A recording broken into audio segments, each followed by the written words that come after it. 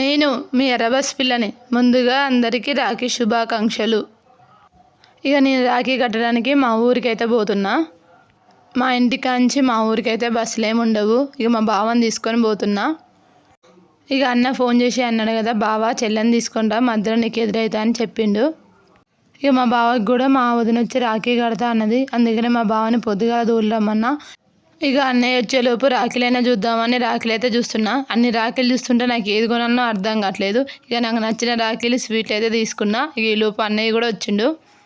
ఇక రాఖీలు స్వీట్లు తీసుకునే లోపు అన్నయ్య అయితే వచ్చిండు. ఇక మా బావని అయితే బొమ్మన్న లేట్ అవుతుందని ఇక నేను అన్నయ్య కలిసి ఇంటికైతే పోయినాం.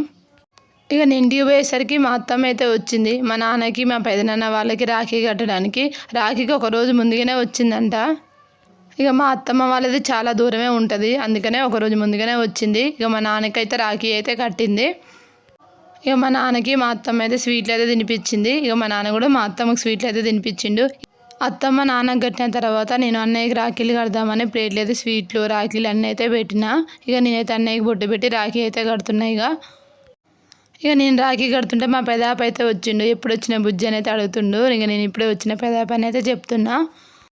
ఇక అన్నయ్యకి అయితే రాఖీ కట్టినా. ఇక అన్నయ్యకి అయితే స్వీట్ తినిపిస్తున్నా. అన్నయ్య నాకు కూడా తినిపించిండు. ఒకరికొకరం అయితే తినిపించుకున్నాం. ఇక అందరం కూర్చొని అయితే మాట్లాడుతున్నాం. ఇక అమ్మమ్మ అంటుందిగా, చెల్లికి రాఖీకి ఏం పెట్టవారని అయితే అడుగుతుంది. మా అత్తమ్మ మా నాన్ననే ఊరికనే అది కాలు మొక్క వారు తమ్మ అని అయితే అడిగింది. ఇక మా నాన్న అయితే కాలు అయితే మొక్కిండు. ఇక మా అమ్మమ్మ ఉండి చెల్లి కాలు మొక్క రాదురా అని మా అమ్మమ్మ అయితే అడుగుతుంది. ఇక మా అన్నేమో మా అత్తమ్మ కాలు నా కాలు అయితే మొక్కిండు. వాళ్ళు ఎక్కడున్నా నవ్వుతూ సంతోషంగా ఉండాలని అయితే కోరుకుంటున్నా. వాళ్ళు సంతోషంగా ఉంటేనే కదా మనం సంతోషంగా ఉంటాం.